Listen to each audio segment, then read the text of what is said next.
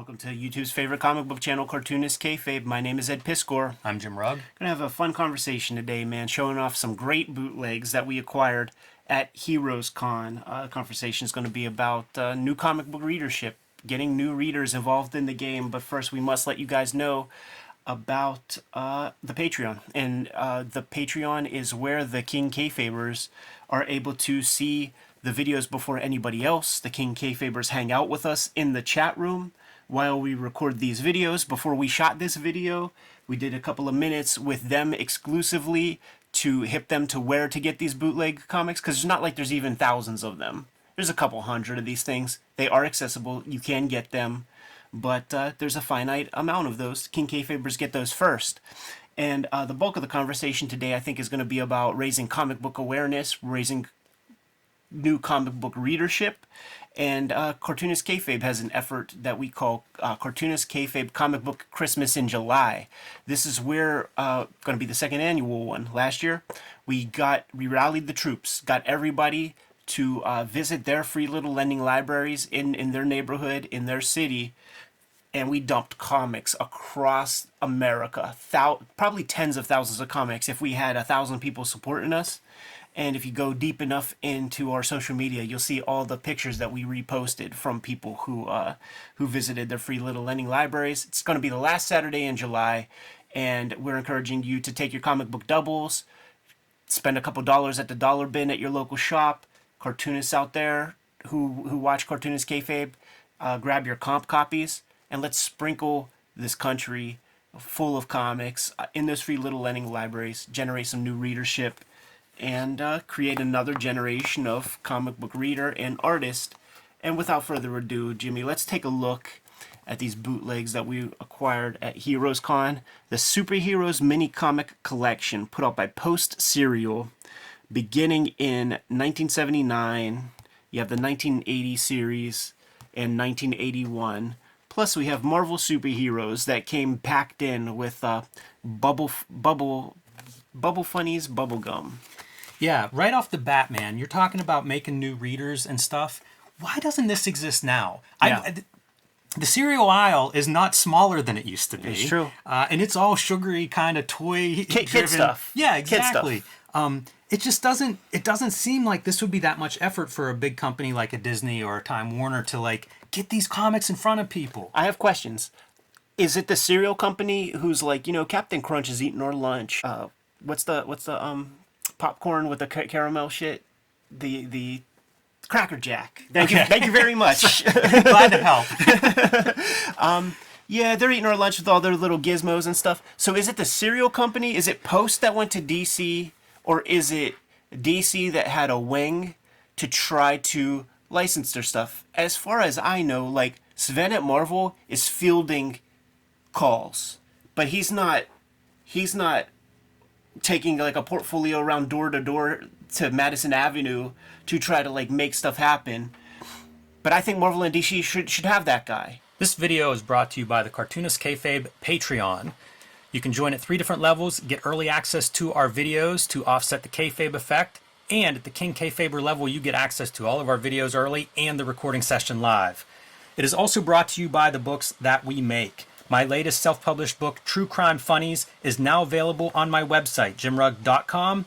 I am actually having a summer sale offering up some of my past comics that have been unavailable online, including my Blacklight comic, Octobriana 1976, my wrestling zine, a collection of wrestling art and covers that I have done over the years, as well as screen prints and out-of-print zines and mini comics like Rambo 3.5, while supplies last. Ed Piscor's upcoming books include the Hip Hop Family Tree Omnibus. You see the cover proof here. This is going to be a beautiful book. Over 500 pages, including 140 extra pages, plus all of the Hip Hop Family Tree strips. This will be in time for the holidays this year, and it'll be the book of the holidays. There's also an upcoming X-Men Grand Design trilogy collection. All 3 volumes of X-Men Grand Design coming out later this year from Marvel in one handy volume. These have gone in and out of print, so if you need X-Men Grand Design in your life, and you do, that is the easiest way to pick that one up. Pre-order it now. And Red Room Crypto Killers #1. This is the start of the 3rd and final season of Red Room.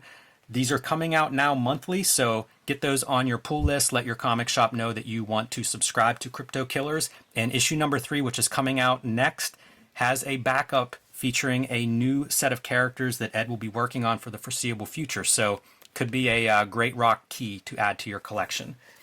And now back to our video. Pay that guy. I don't know when this goes away. Because it's not like these are the only 2 times that they were inserting comics and little mini comics and various things. You know what I mean? Like, this used to be a real promo. You can find, if you look online for this kind of stuff, I've had people give me Hulk comics, like mini comics. Yeah. They come with all sorts of stuff throughout history. Yeah. And then at some point, this just goes away, and I don't understand it because, like, yeah, flip through there and think about what you're looking at there. It's just a mini comic. It's cheap. You know, they're like 16 pages, I think, and small. This is actually a little bit bigger than they were originally run. It's nice. There's a note in the beginning talking about the originals and the reproductions. So the original of this was 4 inches by 3 inches, and this is blown up to 6 1/4 by 4 3/4. It looks great at this size, but you know, at 4 by 3 inches, this is a cheap piece that was being put into these cereal boxes. Yeah, let's talk numbers, man. It might be 4 pages of comic art that the company is soliciting, and we know that every place pays more than the comic companies. So the comic company could probably like say that have the same page rate. It would be nice if you added a little bit, you know, with the profits that you'd be making from the company, but pay the same page rate, 3-4 pages. The money that's coming in from Post or whatever serial company will pay for it instantly. Because there's got to be millions of these things. Totally. You walk down a cereal aisle, it's not like there's 2 boxes of Post cereal. It's deep in the shelves. You would have been a kid at this time. Do you remember these? I don't remember these, and I would have eaten this up. What are but the- I was probably eating like generic cereal. Right, yeah. I was a poor kid at this time, Sure. man.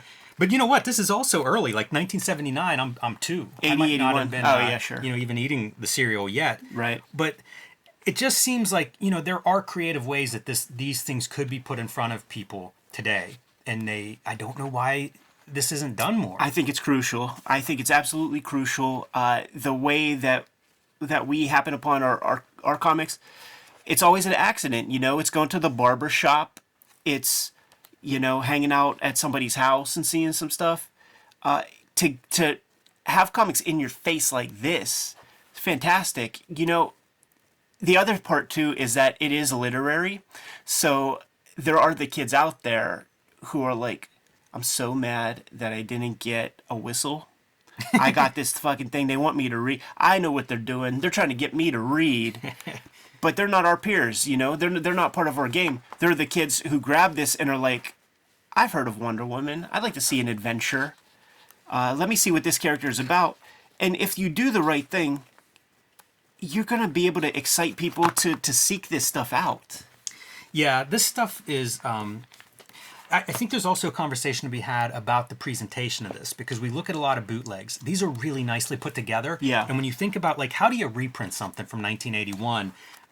this isn't a bad way to do it. It's you know, true. I think he's probably bumping up the white a little bit, but not too much, because you still see a little bit of the off-white, like in the backgrounds and in these Right. word balloons, but it has that warm quality. You see the dots from the classic printing. You know, I'm sure these were printed on uncoated cheap paper, and that's all preserved here, you know, so it's just a scan with probably a bump up in levels, and off you go to the printer. A lot of reprints would benefit from reprinting this way. Absolutely. The very last ones that I can remember grabbing. Now, if you go down to even Target, they might still have a Star Wars figure or two that has that Shaken issue number 1 in the blister pack. Like I've seen that that's sweet. within the past 5-10 years. The last stuff that I remember was like new comic, probably be Spawn. I was going to say, like, Spawn used to package those comics. Yes. And that just came to mind a little late, but like that had the same deal, you know, like, and what was interesting was it wasn't his work. He would like have job dudes like churn that out. But before that, probably close to this size, probably closer to this, because this is pretty standard. G.I. Joe, late period, you know, like the got to get tough, yo Joe, that era G.I. Joe with Metalhead and shit. They would come packed in with comics that were not, I don't think they were like Larry Hama comics. This also, I gotta add, I just find these attractive. Yeah. It's simple art, but it's also like when I think of comic books and superheroes, like this stuff fits the bill.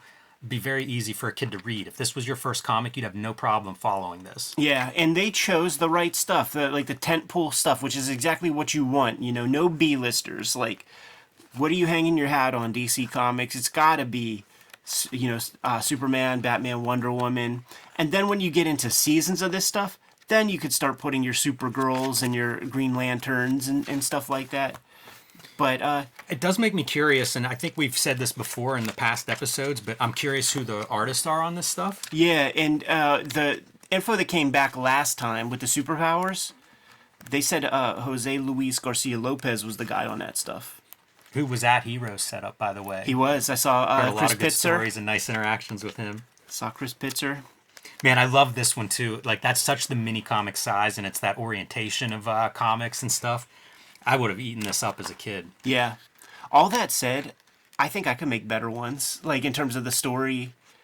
Like I'm saying, if I was like the DC guy, like, I feel like I would know exactly what to do to sell this to make kids excited about digging into comics. It also feels like this would have been synchronized unofficially, but like Saturday morning cartoons feel like right in line with this kind of stuff. Do you remember a day, dude, when you would watch a shitty cartoon? It might be like Dungeons and Dragons cartoon. Not for the cartoon, but for the Spider-Man that comes dropping down, like the guy in a suit, like just like at the end where it's like Deke or like Marvel Comics Entertainment. And it would just be that Spider-Man. Just that glimpse of a 10-second, 5-second glimpse of a human Spider-Man. That was everything to me. It was. Boy, it also calls to mind just the all in color for a dime kind of, like the 4-color fantasy kind of approach. Like, these Look at how colors are hard that so is. bright and vivid. I love that panel. Yeah, that's one of the standouts to me. Very, very, very cool. There's a lot of good stuff in here. Like, there are action shots with foreshortening, so it's probably drawn in the bullpens. See, this is what you don't do. Spider-Woman. That's what Spider-Woman you don't got do. to push. Yeah, don't do that one. At least they have Doctor Doom in there. Yeah. Look at this Red Skull device down here on the bottom, man. It's awesome with the rumble lettering. That's fun. It's professional looking, like I bet this is produced in the bullpen could be just like trippy. like and probably fast. Yeah. But like you would see like those Hostess ads or something. A lot of that stuff was we'll sell the advertising and you want it to be like a comic or use our characters. That stuff was just coming out of the bullpen. Yeah. So, I'm not going to... You got to do your diligence, man. And the people last year who saw the video, they did their diligence, and the guy came up to us, thanked us. He was like, dude, I sold the fuck out. But at Trident Studios on Instagram right here is the name of the game, man. Maybe from there you'll be able to figure out how to get these, but there's certainly a finite amount. And this is that kind of gray zone thing, man, where DC ain't about to be publishing this. Chip Kid ain't. This is post Chip Kid. Like, he don't care about this kind of stuff. And that's actually a funny thing because, he was telling us about what he wants his third wave to be.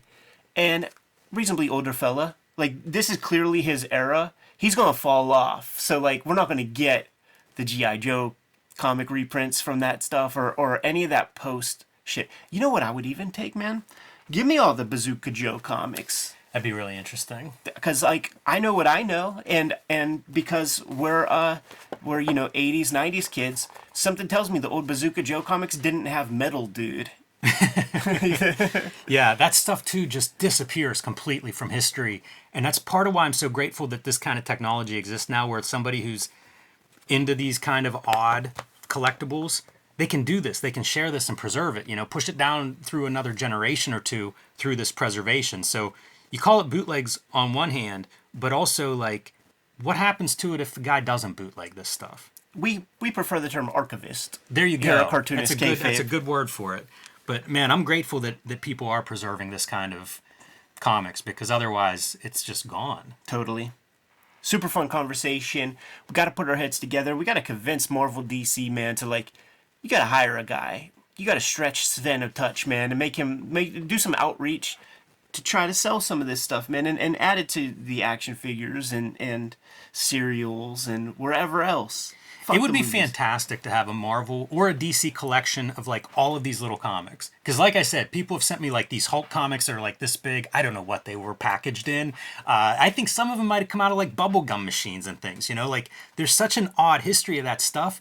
I would pony up for a book of that if Marvel was going to put out a big collection of just all the promo marketing advertising comics that they've done over the past 70 years. Like, I mean, it's going to go back to the Silver Age, so I'd love to see more of that stuff. Yeah, but what I'm saying is we need new readers, and get them while they're young.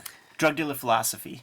That's the other thing. You know, stuffing this stuff into cereal boxes, like, why not? That seems like a pretty no-brainer concept.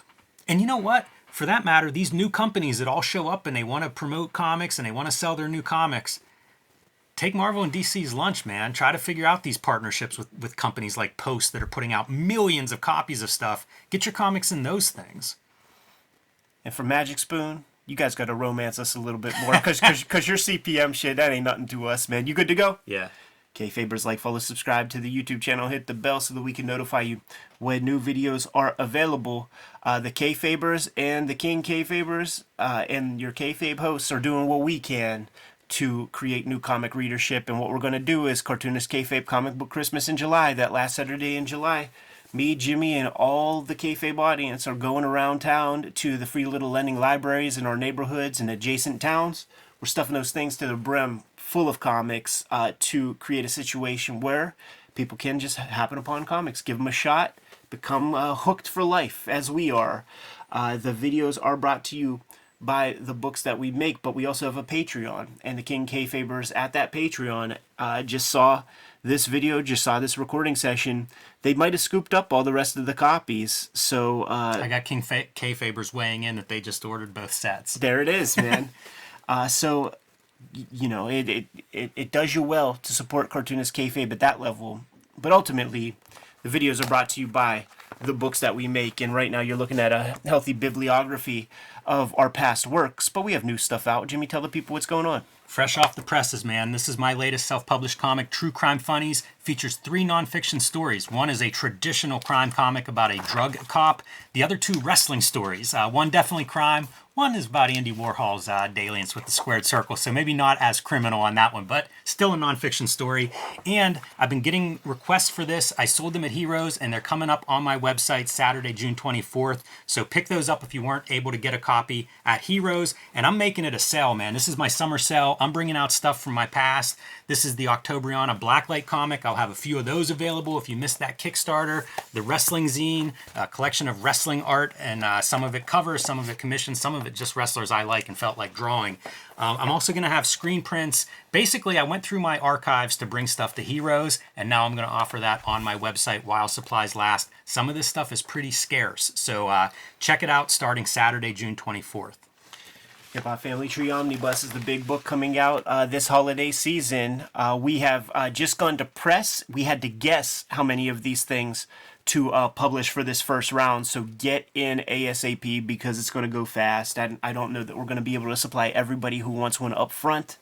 We're collecting the 4 volumes of Hip Hop Family Tree, but we're adding 140 pages of additional content that was not in those first 4 volumes. So you're getting a lot of extra art that you do not have in those first 4 books. Scoop this up, put this on your pre-order list, talk to your shop, get it while it's hot. Another Christmas release that we're going to have in November is the X-Men Grand Design Trilogy trade paperback. We are collecting all of my X-Men Grand Design works into like a 250, 260 page trade paperback that is going to collect, 2 or 3 of these volumes have been out of print for some time. Bring those suckers back to print for the first time in a while. And Red Room Crypto Killers is my latest effort. Issue 1 is out there. Issue 2 should be out any time now, within the next couple of weeks. But I definitely encourage everybody to scoop up Red Room Crypto Killers 3, because that's going to be a hot key in the Ed Piskor bibliography. The daily strip that I'm working on, that I'm going to release once I have 100 strips completed. The characters that are going to be the subject of that strip are introduced in a backup feature in Crypto Killers in issue number 3. So put that on your pull list for sure. There's 2 trade paperbacks of Red Room out there right now. But Jimmy, tell the people what else we have going on. Subscribe to the Cartoonist Kayfabe newsletter at the links below this video. You can also find Cartoonist Kayfabe t-shirts, merchandise, mugs, hats, fanny packs, stickers, and more at our spread shop. That link is also under this video. There you have it, boys and girls. A lot of great ways to support the Cartoonist Kayfabe channel. Comic Book Christmas in July and send us your picks. Without further ado, Jimmy, give them those marching orders so that we can be on our way. Make more comics.